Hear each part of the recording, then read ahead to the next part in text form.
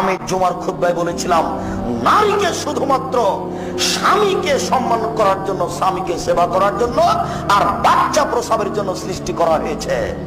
এই বাক্যটি হেডলাইন ধরে 3 নম্বর শ্রেণীর বদ নোংরা মানুষেরা বলেছে, ওই মহিলাও বলেছে, বদ মহিলা, যে এত বড় বদ মানুষের বাংলাদেশে জায়গা হয়, আমাদের হয় না।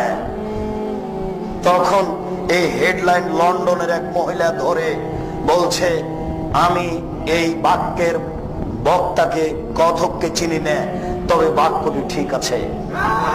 এই নিয়ে 3-4 পৃষ্ঠা লেখা নেটে দিয়েছিল, তোমরা অবশ্যই জানো। আমি বলেছিলাম, মহিলাদেরকে স্বামী সেবা এবং বাচ্চা প্রসবের জন্য আল্লাহ সৃষ্টি করেছেন, অন্য কাজের জন্য নয়। অফিস আদালত, কোর্ট কাচারি, শিক্ষা প্রতিষ্ঠান তাদের দিয়ে চালাতে হবে, এই জন্য আল্লাহ সৃষ্টি করেননি, তারা বিপজ্জনক বস্তু।